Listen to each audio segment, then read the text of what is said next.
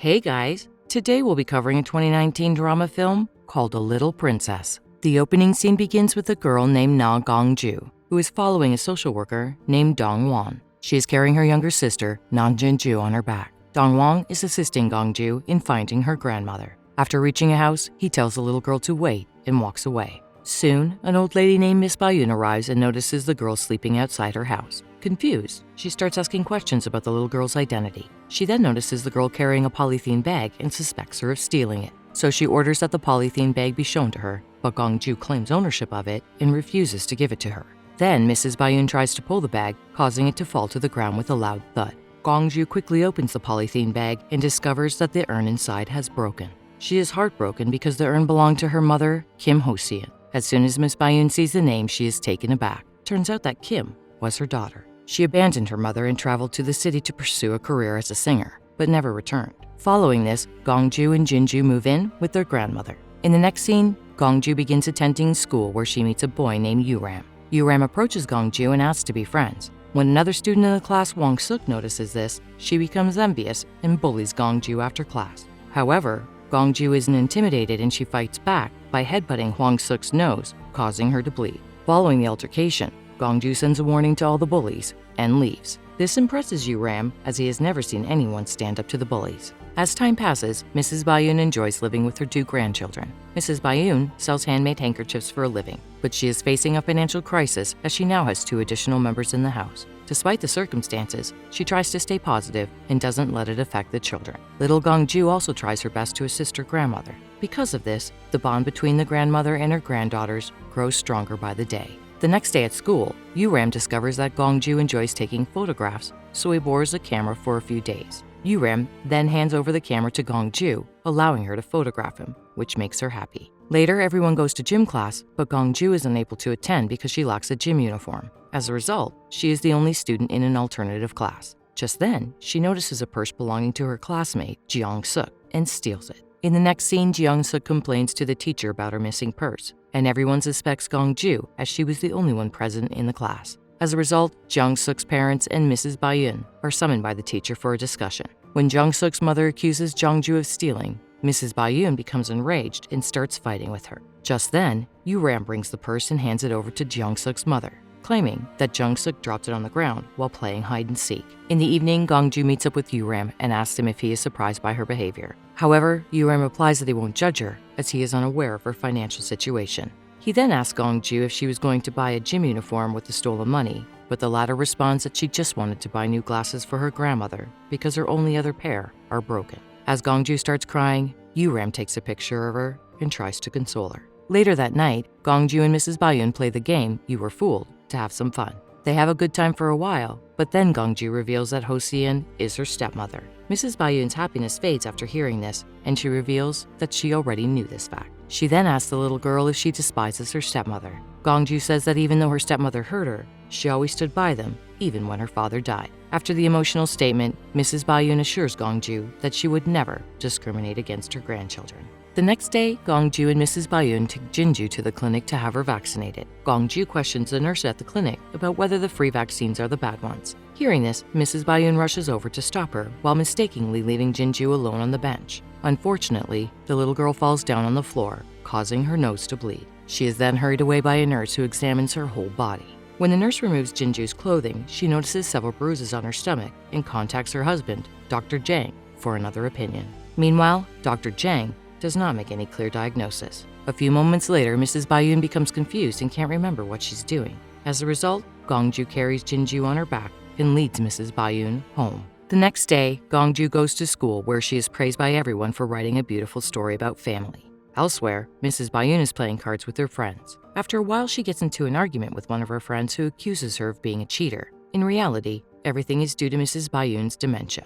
After Gongju finds out about the fight, she rushes to stop it and then returns Grandma home. Mrs. BuIIied asks Gongju if she and Jinju can stay alone because she believes her presence will have a negative impact on the child. However, Gongju refuses to be separated and convinces her grandmother that she will look after both of them. One day, Jinju's hands are injured as a result of Mrs. BuIIied's carelessness. Gongju rushes Jinju to the hospital, where Dr. Jang advises that Jinju be admitted for a few days. At home, Mrs. BuIIied feels even worse because she believes she is the problem. As a result, she asks Dongwon to find someone else to care for her grandchildren before something worse happens. She also asks that he convince Gongju to send Jinju away.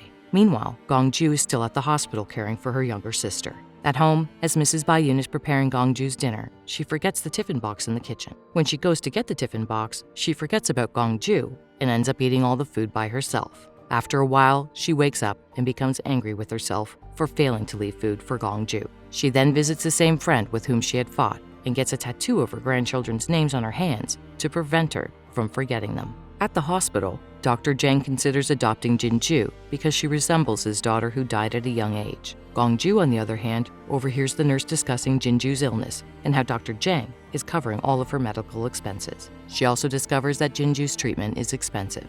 With a heavy heart, she considers doing what is best for her sister and agrees to send her to the doctor couple. Before leaving, she asks them one favor: if they can provide her with a new pair of glasses for her grandmother.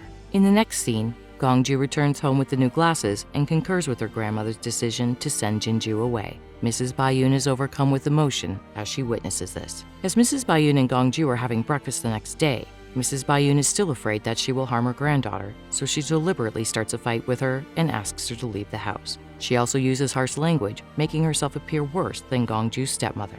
During the fight, Grandma even bites Gongju's hand in an attempt to force her to leave. Despite this, Gongju refuses to go away. At the same time, Wong arrives and asks Gongju to go to school. After she leaves, Mrs. BuIIied sobs in disappointment. She then bites herself in the same fashion as she did Gongju to relieve her guilt. Later, on her way back home from school, Gongju is approached by Dr. Jang. Dr. Jang invites her to dinner and informs her that Jinju is traveling to the United States for further treatment. When Gongju returns home, she is surprised to find bags packed. Mrs. BuIIied decides to leave the house, but Gongju stops her. Mrs. BuIIied fights with her again, saying she no longer wants to live with Gongju. After the old grandma calms down, Gongju washes her hair. Grandma informs her that she will be heading to a mental hospital where no one will be harmed by her. She also says that Gongju has taken excellent care of her, but it is time she moves on and takes good care of herself now. She then reveals that she doesn't want to be a burden anymore. Hearing this, Gongju's eyes swell with tears. One day, Mrs. BuIIied leaves, but Gongju is so devastated that she doesn't even come out to say goodbye.